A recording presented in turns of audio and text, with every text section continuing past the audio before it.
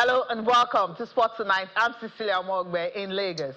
All right, also you'll join me later when we're able to correct that. This is how the show looks like tonight. We'll be dwelling on the Super Falcons of Nigeria because the list that we have been waiting for, finally, we've got 24 players, all the players that will be persecuting the game for the Super Falcons of Nigeria in Morocco. We've got all of them, all the list, the names. We'll be reading them out to you on the show tonight. And of course, we'll be talking the NBA. Yes, that to get our attention tonight because for the first time since 2016, we are having a Game 7, Oklahoma City Thunder and the Indiana Pacers. We thought the OKC were going to do it in Game 6. That didn't happen because the Pacers totally thrashed the OKC by as much as almost 30 points. Of course, the man, SGA, who had as much as 40-point performance in Game 5, got just 16 points.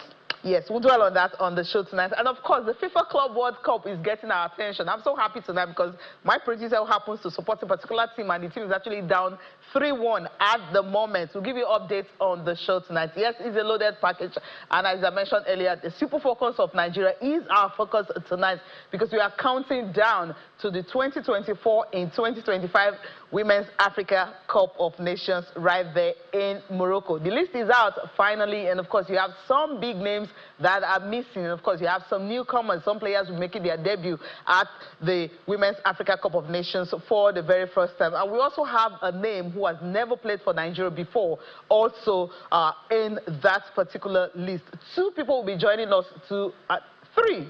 All men, yes, they will be joining us to analyze these lists and look at the players that could have made it and those that, of course, that are on the list, what these teams can actually do, these players can do for the Super Falcons of Nigeria, for that Mission X journey to be successful. Austin, you ready?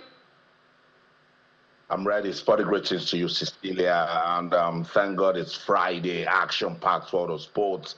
Finally, we have the list, you know, and we know the squad that will represent Nigeria at the WAFCON. Mission X activated. Can the Super Falcons make it a tournament for their fans to remember? With the little attention that they've gotten from the Nigeria Football Federation, we'll see if the support from Nigerians can actually push them all the way when the tournament kicks off in Morocco. Also, the FIFA Club World Cup. Cecilia, you know I love upsets. I was beginning to see those upsets coming now with what happened with PSG. You never know with football where anything can happen. Yeah. You know, when we get into that conversation, we will talk about it. So, Cecilia, if you're ready, I'm ready. Let's rock and roll. Let's rock and roll right here in the studio. We've got Olumide James Akombi joining me in Lagos studio. Welcome to the program. Yeah, good evening, Cecilia. Good evening, Lagos. And of course, good evening to Austin, far away in London. Yeah. All right, also joining us on the program to talk more about women's football, especially the Super Falcons of Nigeria, precisely the Super Falcons of Nigeria. We have David Oku joining us from Abuja. He is a sports journalist, and of course, he's been following women's football for a very, very long time. David, it's great to have you on the program. Yeah, thank you so much, Cecilia. Many thanks to Austin, and good evening to the guest in the studio. I'm happy to be here with you on Sports Tonight. All right, and of course, we have Colin Udo. You know, he's a household name, and he's married to a footballer, you know what I mean? Colin Udo joining us from the U.S. on the program tonight. Colin, it's great to have you join us. Thank you very much, Cecilia, for having me. But I have a bone to pick with you on this show tonight. The reason being that we're talking about the Super Falcons, and you've got an all-male panel sitting here talking about them when we should have some... I mean, I know we have a lot of fantastic women, so I think we should kick Austin off the panel and get another woman on. There's just way too many men on this panel. You know what? I think. Okay, Austin. You're not showing. Colin, so there's just one person you will show love to tonight on the show. It's you want out of the way. Yeah, I mean, why do we have? We're talking Super Falcon. We should have more than one woman on the show. Colin, when I saw the list of the names, and I'm like, I was asking my producer, what are you trying to do here? I mean, he's trying to allow everyone to just dominate me because he feels I'm just too much for so many people. So imagine having two of us on the set. I don't know what's going to happen. Yeah. He's got a reason for that. They feel you're strong enough to handle everybody. You're on Amazon, so we should all be scared. All right, let's get into the business of the day. Now, we're going to take a look at the list, all the players, and we'll take a look at that, and then we will discuss those players that are expected to be here, or rather, we're supposed to be on this list, and why some of them are missing. We'll take a look at that. We'll also take a look at those players that are making their debut. And not just that, of course, we'll also take a look at those players who've appeared, who are making their 6th appearance at the Women's Africa Cup of Nations. Now, this is the 13th edition. Remember, the Super Falcons have won it record 9 times. No one come close. Now, we start with Chiamaka Nandozie, who has just ended her contract with Paris FC. We'll know when she will be playing later in the summer. Tochukwu Oloye making the list. She plays in Saudi Arabia. You have Rachel Unachukwu of Nassau Amazons, one of the home-based players. We've got just 3 of them making the list of for the Super Falcons that's going to Morocco. Osinacho Ali Pachuca, she'll be making her 6th appearance at the Women's Africa Cup of Nations. Shukurat Oladipo, she's now playing at AS Roma in Italy. Michelle Alozie, Houston Dash in the US. Now let's continue with the defender. Ashley Prompte, she's here. Etihad Ladies in Saudi Arabia. Sikratu Isa of Nasarawa Amazons also making the list, one of the home-based players. Tosin Dimehi, Galatasaray in Turkey. You have Miracle Usani from Edo Queens, also a defender. She completes the list of the defenders. Now, let's go to the midfielders. Rashida Ajibade, she ended her contract with Atletico Madrid. We also know when she will be playing in the summer. Halimata Ayinde of Sweden in Roseburg. Deborah Abiodun, Dallas Trinity in the US. Still on the midfielders, Jennifer Echegine of PSG in France. Tony Payne, Everton Ladies in England. Christy Uchebe, Benfica in Portugal. We also have other midfielders making the list for the Super Falcons. Francisca Odega, she's back in the squad as one of the forwards. Etihad Ladies, that's where she plays in Saudi Arabia. Chiwendu Iwezu of Pachuca Club in Mexico. You have Ifeoma Onomono of Montpellier in France, and Esther Koronko of Toronto FC right there in Canada. And the list continue. Maurisola Babajide of Tenerife in Spain. Folashade Jamilisu of Shembe in China. I think that's where she plays. Chioma Okafor, University of Connecticut in the U.S. This is she's making her debut for the Super Falcons. She's got a call up for the very first time. She's 20 years old, born in Malawi, and of course, she's based in the U.S. Asisat Oshola, of course, San Francisco Bay. That's in the U.S. So these are the list of the players. Colin, I'm going to start with you on this one. Now, we've seen these players. I know you follow women's football, but you're watching most of our girls right there in the U.S. playing good football. Are there some names you think that could be here that are actually missing? And do you think these players that Coach Justin Madugu has picked can do the business? Well, look, okay, let me start by making a caveat here, which is that, no matter what names that a coach puts on the list, there's always going to be something said one way or the other, and that goes whether it's Super Falcons, Super Eagles, or any other team. Now, having said that, I'm kind of concerned about the absence of Monday Gift and Okuchukwu Humble. Now, the reason I say that is that when you look at those forwards, excuse me, I don't know what's wrong with got a bit of a frog in my throat. When you look at the forwards that we have, and you think about it, you've got to, there's no way I look at that list and I think that Gift Monday doesn't deserve a chance to be there. She plays in the NWSL. She's played 9 games and scored 4 goals, and she's been a very, very key part of the Washington Spirit team. Before that, she was in Spain, and she also delivered in Spain. And if you look at her numbers aside, her all-round game, her hold-up play, her speed, her aerial ability, and the way that the kind of options that she gives her team, you've got to think that that's somebody that would be a valuable addition to the Super Falcons squad. Now, when I saw that list, I called up, some of the somebody within the team to say, look, how about this? And they gave me some reasons that sort of like spoke to why they didn't have maybe she's not as versatile as, say, someone like Chioma Okafor, who was picked from UConn. And my argument was that, one, Gift plays at the highest level of women's club football, only one of the highest level, which is the US NWSL. Yeah.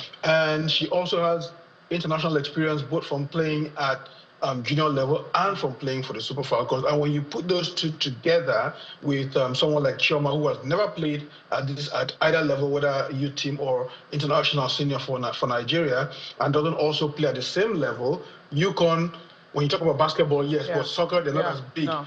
So I think in that case that we should have preferred to have Gift Monday in there over Chioma. But that's mine. I'll let the others speak about that. David, let me come to you here before I come to the guy in the studio. David, what do you think about the list of the Super Falcons? Well, the list is a mixture of experience, young, vibrant players in all departments. When I saw the list, I looked through it, and said, okay, this is a good one. Yeah, there are some omissions, and that's how, life is. Sometimes you get omitted, sometimes you do well and you get the call-up. The 4 players who have been omitted, which were on the lips of most football fans, and the media, have been in fine form. Like Colin stated, I think 14 or 15 goals Monday has scored. If you want to combine goals from Tenerife and to Washington Spirit, she's done well, and improved in all aspects of the games. And she's a reliable person too on the air. So it could have given the Falcons the variation they would need. But having said that, Imade too is another one who has taken the Spanish Liga F by surprise. She finished with 16 goals behind the top scorer. And then there are other players who've done well who haven't made the squad. Now, let me talk about those who have made it. I was surprised to see Alimatu Ayinde back in the team. It's been a while she's been off. So I was surprised to see her back.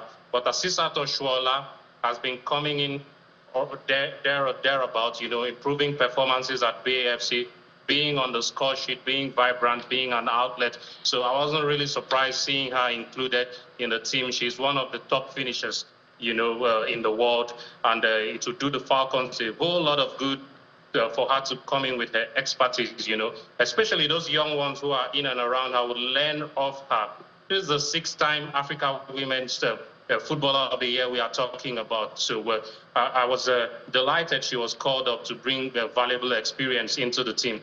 There are a couple of young ones in the defense, Miracle Usani, Sikiratu Issa, very good players from the local front here, very good players. In the 9-day camping, I saw them at close watch. They were extremely good, especially Miracle, who can play at left back and at right back. So it means we have a versatile player in our ranks who can run the full backs, if Mitchell is not shifted. And then there's another player who is in the side too.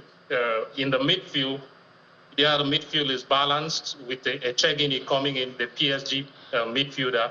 So it's a good midfield we have there, a midfield who is creative, a midfield who can destroy through Christy Uchibe, a midfield who can also control through Deborah Abiodun. So with that, I think we are okay there. Up front again is Rinsola Babajide. She's been exceptional. She's one of the she's a creative fulcrum of the team, creative from set pieces, creative from dead ball situation. And she can also score goals. In front of goals, she's as cool as ice. So it is an asset for Nigeria on the left-hand side. I'm one of those who believe that we've needed a left-sided player all this while, and we've lacked that. But now, with Rinsola in the team since making her debut, I think you've seen for yourself what she was able to do. She laid that ball for Rashida to score against Cameroon in Abeokuta in the friendly. So she's an expert at what she does. And then Esther Okoronkwo has come into form late. Yeah, late form, though. Okay. I think that's what the federation has looked and the coach has looked and said, Esther has been in the team, but she was out for a moment. But in the last 3 or 4 months, she's been in fine form for the Toronto outfit. So she's earned her call-up. I was quite surprised, for the collegiate player who made the team. I was surprised, but Like I said, she must be very special to have ended she must be special to have ended the call-up. Yeah, so let's watch to see how it goes. Yeah, without having that international experience. Before I go to Austin, quickly, let me come to you here, Olumide. For you, I mean, just wrap this up for us. What kind of this list do you think they can actually, you know, win the 10 titles for the Super Falcons? So are there players you feel that could make it? Because we still have Joy here, Owena, who has scored like how many? 22 goals in 23 games. In the Danish league, the highest goal scorer, playing for Fortuna. Yeah, I think I love the list. I'm just going to have... my issue with this list is that I look at the Falcons, and I think we only have one issue. I don't think defense is our problem. Okay. I don't think midfield is our problem. What's the problem? I think it's goal scoring. And you have the top scorer of the league in Bolaji Olamide, not on the list. I'm not saying she should come here and lead the line, but I think that if our struggle is conversion, we saw the friendly against Cameroon. Yeah. It was the captain that had to like step up and score.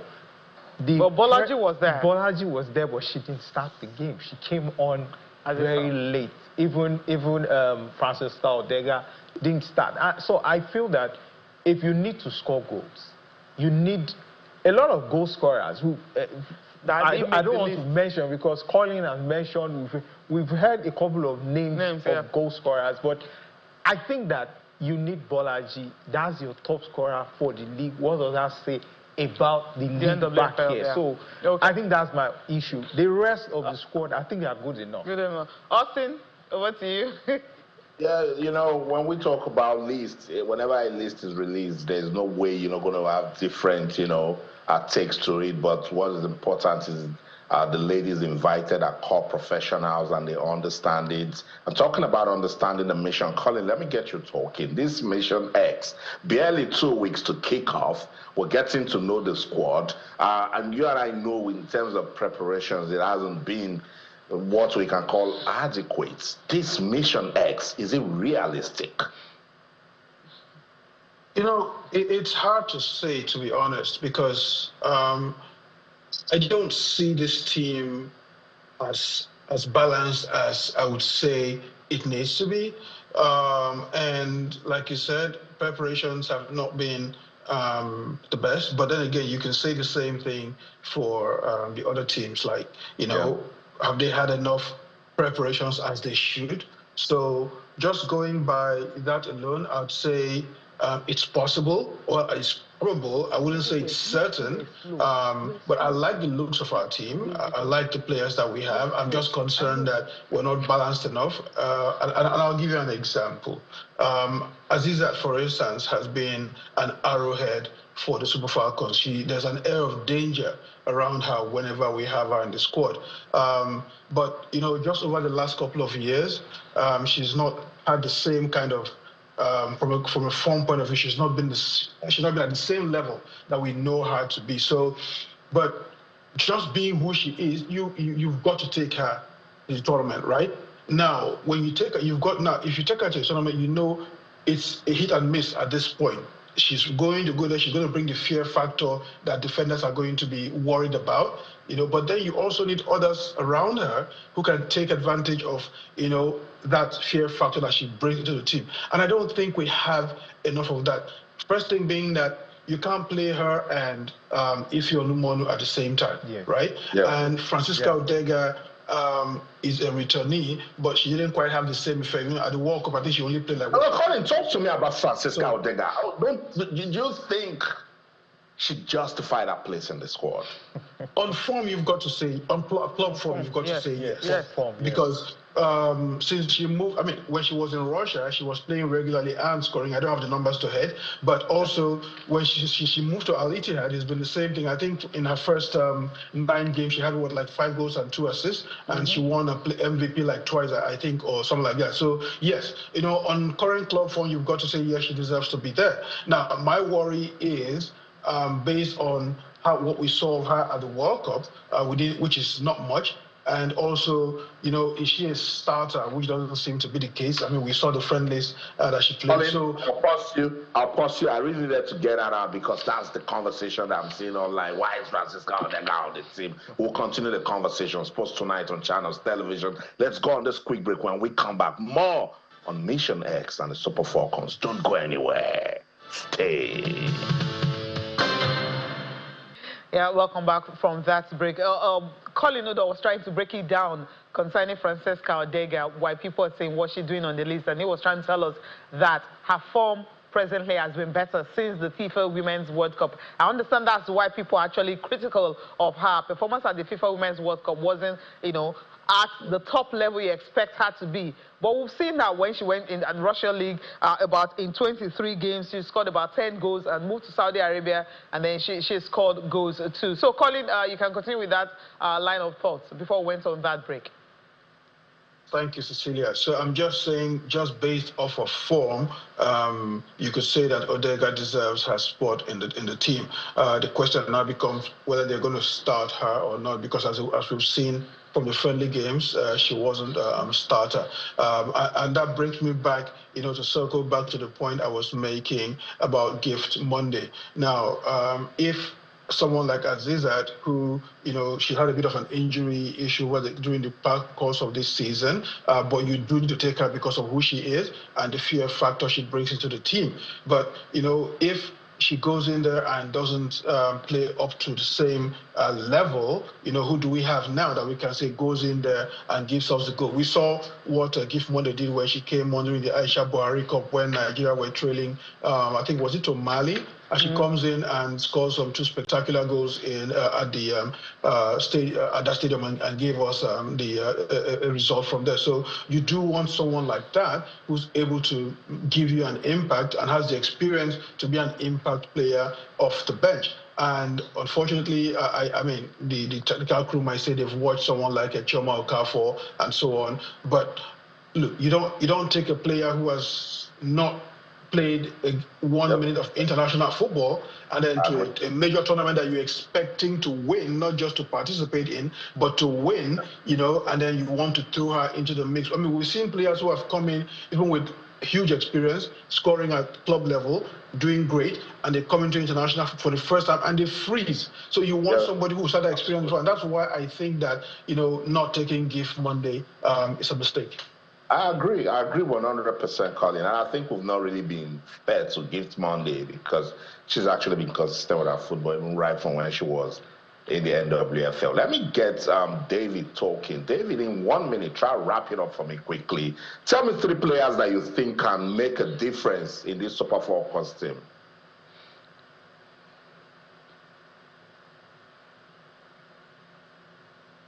I think. Okay, go on, David.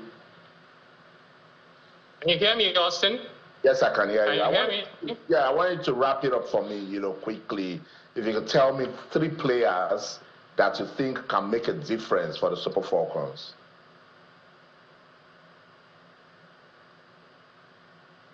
Can you hear me, Austin? Yes, we can. Okay, you know what? We'll just allow David to sort that out. Let me go back. Let me go to Lagos. Can you hear me? Yes, we can. Now, David, just hold on. Hold your thoughts, David. Hold it. Let's go to Lagos studio. So, Olumide, talk to me. The Super Falcons team. Colin has made some good points about some experienced players and the omission of Monday Gift. But with what you've seen, what players do you think can get us talking when the tournament kicks off in Morocco? Yes, I'll straight up go with the captain, Rasheedat Ajibade. I think that she's someone that can step up when you need someone to make a difference in the team. Again, I'm going to reference the friendly against Cameroon in Abeokuta because I was right there and I saw the game. The attitude, the leadership is something that we need a lot. And of course, I'll talk about the goalkeeper, Chiamaka Nnadozie.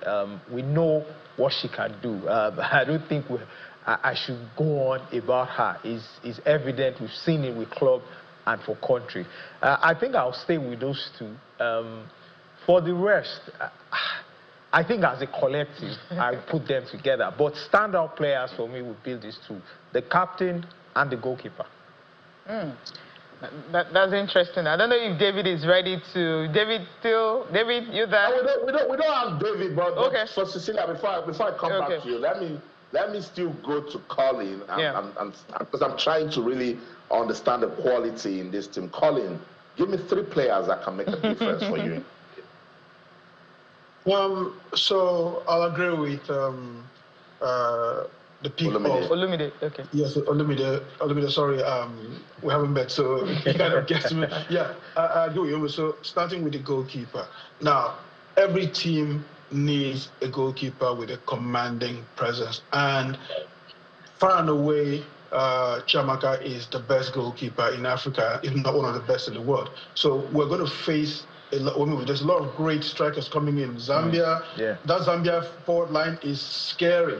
So when we get there, we need someone who can make a difference in a one-on-one situation, and Chiamaka gives us that. Now, I also agree with the pick of Rashida. The reason being, when push comes to shove, you need someone who can pick things up by the strap and say, hey, look, you know what? We've got to get out there and do something, and we've got to make sure that whatever happens, we're not losing this game. And I think Rashida gives the team, from a leadership point of view, from a talent point of view, from a scoring point of view, she does all of that. Now, the other person that I think might be a difference maker for us would be Jennifer Echegin. Now, Jennifer has a knack for scoring goals, like fantastic goals, decisive goals at moments that you don't expect, from long range, from short range, and she makes a lot of deep runs that are difficult to stop. So I think that Jennifer might be another one who might give us that X factor.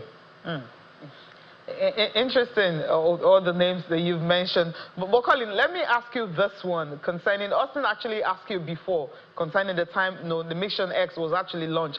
We've seen over the years that sometimes when Super Falcons are preparing for tournaments like this, sometimes we have activation, we have branding. But this is the first time in a long while I've seen that people seem not to know what's going on with the team. I mean, the story, from Olajire earlier this morning was, okay, they started training on Thursday, and I spoke to some of the players, like Rashida Najiba, and they're like, okay, they are not in camp. There are some players who are there, in Abuja training, while the others, just across the different cities in Spain and the US and everywhere. And then they have a match to play on Monday in Portugal. Now, can we try to make a sense of how the branding has been handled and also activation? When you launch a Mission X, we expect to see something because we saw what they did with the Super Eagles of Nigeria. Let's do it again. There was activation everywhere. But this time around, everywhere is kind of quiet. Mission X was just as a press release.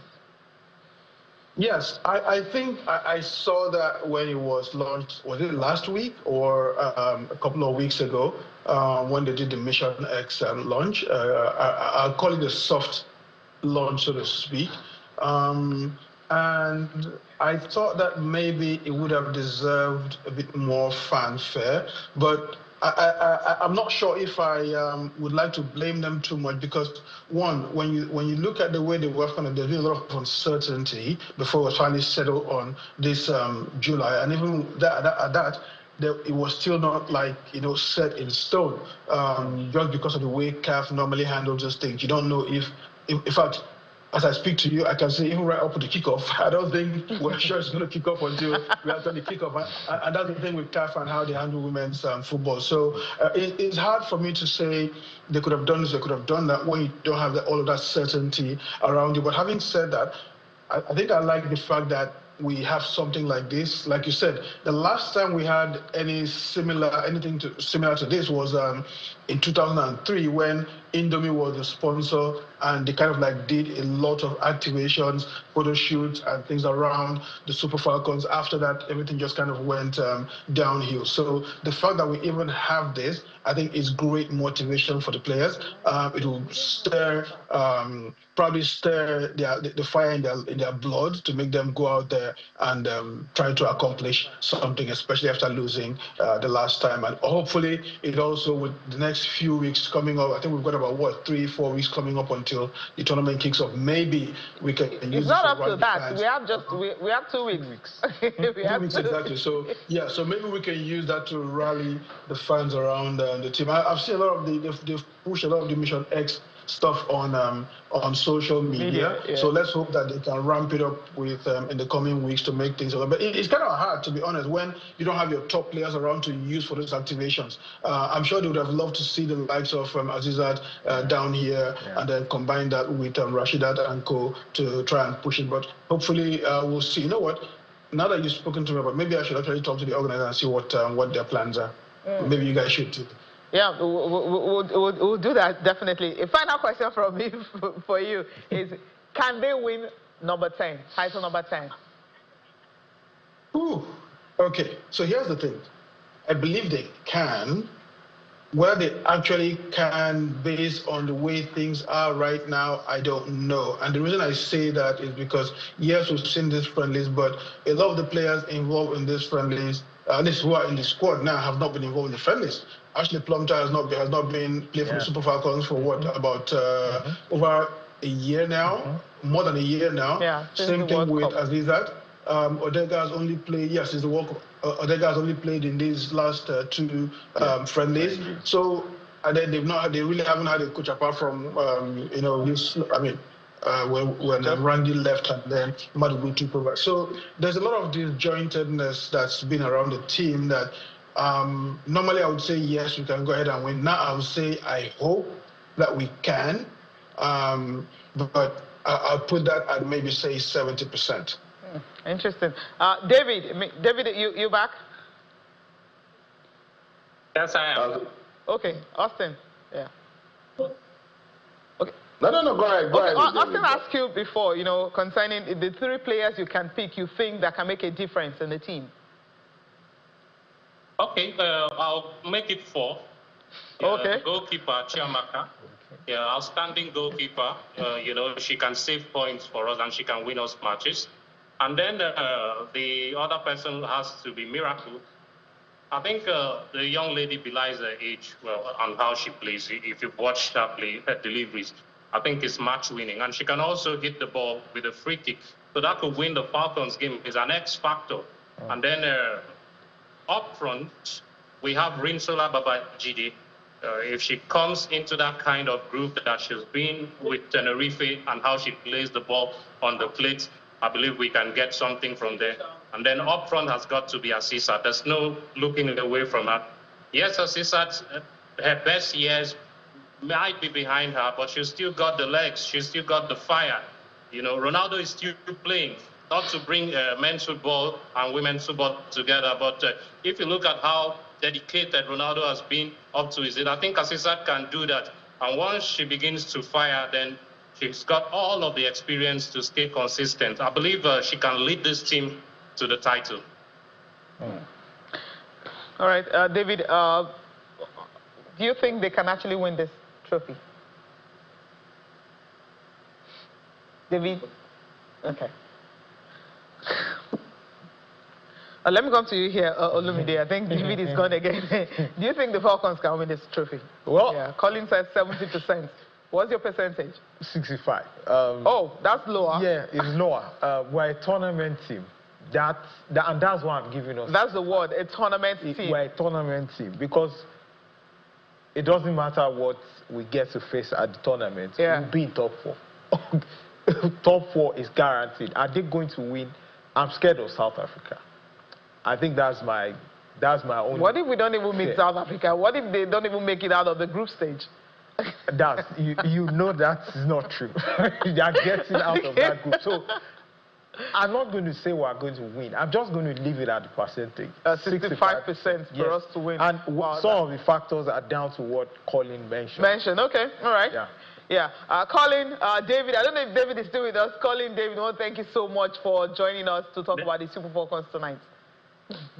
Thank you. Thank you very much, Cecilia. Thank you, Austin. And please, next time, let's kick Austin off the panel and get a young lady. Yeah, we're definitely going to do that next time. Austin, yes. Darling, you love me. You know you love me so much. I love you too, brother. All right, thank you so much. That's on the show. Yeah, that's it. 70% for Colin Udall. Our Olumide is staying at 65. So it means Mission X isn't getting 100% confidence from the top analysts. But let's see what the Super Falcons can do, Cecilia. But hey, sincerely, I like the team. You know, I'm particularly excited for Miracle Husseini, you know, for a player who's come through the ranks, the under 17 and then the under 20, and now she gets a chance to play with the Super Falcons. That's the progression I always talk about, Cecilia, and that's really heartwarming. It's heartwarming, and it's actually so painful for me that those are the three players who could get out of the league. I remember in 2018, 2016, most of the players we have were from the league, and now you find it so difficult to have these players actually making the list. We have so much talent, you know, that you'll be looking for a player outside the country who hasn't even played 1 minute of international football to make your senior national team. We'll leave it at that because I know we can use this show and talk about the Super Falcons of Nigeria. And Joy, who has scored 22 goals in 23 games, Fortuna in Danish League, she is not in the squad. It tells you a whole lot of what you expect from the Super Falcons of Nigeria. As usual, I'll give them 100%. And the Super Falcons, they are definitely unbeatable. That's what me. Be realistic, Cecilia. Be realistic. I know you love the team. I know you're passionate about the team. But, but don't forget, the last WAFCON, Nigeria struggled to finish fourth. Yeah. Struggled to finish fourth. Yes. Let's not forget that. Yeah, so and that's going to give us that's what we need. That's the stone we need to actually propel us to win it. When you finish fourth, you know that yes, you have to aim higher. Because look at the statistics: 13 tournaments, 9 for the Super Falcons of Nigeria. 3 teams share the other ones. You have Equatorial Guinea, you have South Africa, and of course you have Zambia. And that's all. Not even Cameroon has won one. Not even Ghana, who tried to always rub shoulders with us. Man. So it tells you how big the Super Falcons are. We're still #1 in Africa. Wherever you go to, it's always Super Falcons of Nigeria. FIFA Club World Cup gets our attention. I'm so excited to talk about this. Austin, what's the update? Chelsea and Flamengo. Definitely, Flamengo got it. It has finished 3-1 in favor of Flamengo. Wow. No chance for Chelsea. I thought they were going to, you know, turn it around, do something special. But hey, I love the fact that the South American teams are getting into it now and are giving these European teams a good run for their money, Cecilia. Let's take a look at other games that were played earlier today. We have them and also fixtures for the weekend. Of course, PSG lost overnight by a lone goal to Botafogo, happens to be South American team. They lost by a lone goal in Group B. Group C have Benfica and Auckland City. This game is still on. It's still goalless at the moment. And of course, we mentioned Chelsea earlier losing to Flamengo by 3-1. And you have the games for Saturday. Bayern Munich, of course, the team who knows how to beat teams by 10 goals to nothing. Boca Juniors to be in action. You have Group E, Inter Milan and Urawa Red Diamonds of Japan. You also have Mamelodi Sundowns and Borussia Dortmund. They won their opening game. Fluminense and Ulsan Hyundai will also be in action. These are the games for Saturday. And they move over to Sunday. River Plate and Monterrey in Group E. Juventus and Wydad Casablanca in Group G. Real Madrid and Pachuca. Real Madrid drew their first game. Salzburg and Al Hilal will be in action. That's in Group H. So this is what it's like for this weekend. Before we go, we're definitely going to touch down on the NBA. It's a result that most of us did not see coming. Austin, OKC, and not OKC and Indiana Pacers will be playing Game 7 in Oklahoma. We didn't see this coming at all. No, but I mean, it's basketball, Cecilia, and that's what we always expect. I love it when it gets to, you know, Game 7. And for top teams that have shown good consistency, they've played, you know, strategic basketball. Sincerely, I wanted it to get to Game 7, and I'm not in any way surprised, you know, that that the Pacers, had to come out big, thrash the Thunders by 108 to 91 points to force that decisive Game 7. So bring on Game 7, baby. I love it so much. We haven't seen that since 2016. We're talking before we came into the studio, we're talking about some of these teams and everything. And the last time we saw Game 7, it was something else. Now, this Indiana Pacers rallying around injured star Therese Halliburton, he got injured. It wasn't sure if he was going to make this. But somehow, all the players coming together, the bench actually produced 48 points from the bench. And, of course, OKC were able to just get 37. And Halliburton finishing with how many points? Finished with how many points? I think he scored 14 points, 5 assists, and 2 steals, even with the injury. Yeah, and that's the thing about the Pacers. As a collective, you get them perform. They know how to rally teams. It's what they have done. You can say from the East, they finished 4th. So you don't expect them to put up this performance. Kind of performance. But you've seen them, defeat teams. Cleveland was the first victim, and then Miami hit another victim. And this is where they are right now against the best team in the regular season. 68 games. With the MVP. But again, these things don't count. This is where, when you have a team, you shouldn't build your team around 1 or 2 standout players.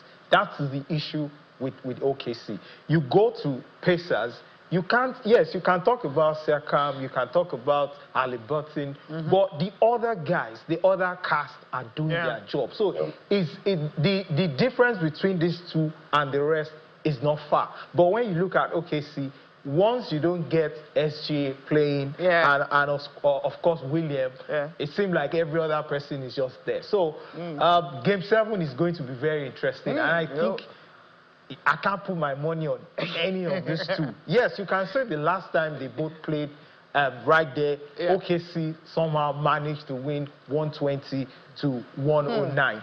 Maybe they want to rely on that, but you have to stop some of these guys. How do you stop Siakam from playing? How do you stop Halliburton 13 from rebounds, playing? which was good. Yes, so you have to stop their 3-pointers. There are a lot of things you have to stop them from doing if you have to win this. They'll be searching for answers because we know that Indiana Pacers have never won the NBA. And, of course, for OKC, they haven't won since they moved to Oklahoma. So it's a whole lot at stake, history in the making. While they are searching for answers, we'll see what's going to happen. As you mentioned, SGA led them with 21 points, but then he had, of the turnovers they had, he had 8 of the 21 turnovers that OKC had. So they will be searching for answers when they meet in Game 7. Austin, you have to go. We have to go, but let me just, let our viewers know that that game between Benfica and Auckland City has been concluded. Benfica 6, Auckland City 0. Some thrash right there.